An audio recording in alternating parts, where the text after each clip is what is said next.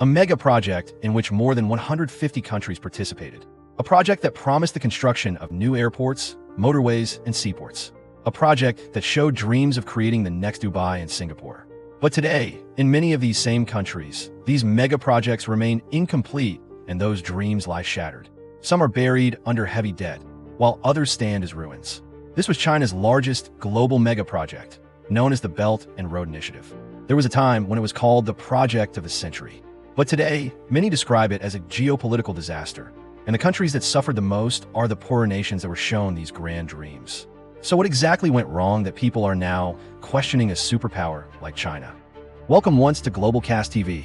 In 2013, when China's President Xi Jinping announced the Belt and Road Initiative, BRI, it was considered one of the most ambitious plans of the century.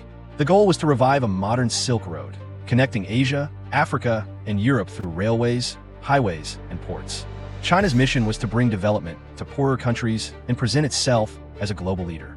This vision amazed the world. More than 140 countries showed interest, and many developing nations quickly began taking loans from China. Within a short time, China invested around $1.2 trillion into this project. However, this money was given in the form of loans to countries that Western banks or the International Monetary Fund had considered too risky to lend to. But soon, the reality of BRI began to emerge. It was not just an infrastructure project, it also served China's geopolitical and economic agenda. China's industrial capacity had grown massively. Every year, thousands of engineers were graduating, but it was becoming difficult to provide them jobs within China. So, China planned to export its workforce and expand its geopolitical influence. The strategy was simple: provide loans to developing countries for BRI projects, and then use Chinese companies and workers to complete those projects, benefiting its own economy. One of the biggest criticisms of BRI is debt trap diplomacy. This means giving such large loans to poorer countries that they struggle to repay them, and in return, are forced to hand over land or key infrastructure. The most famous example of this is Sri Lanka. Sri Lankan leaders were shown dreams that building a new port on the Indian Ocean could turn the country into a regional trade hub like Dubai.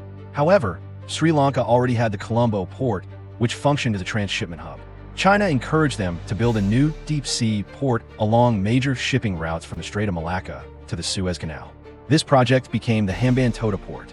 Sri Lanka took a loan of $1.3 billion from China. One key condition was that only Chinese firms would construct the port. While the interest rate was relatively low, there was a major risk. If Sri Lanka failed to repay the loan, China could take control of the project. The port was built, but it never performed as expected. Studies showed that there was little actual need for it. At one point, only 30 to 40 ships visited the port annually. Since the port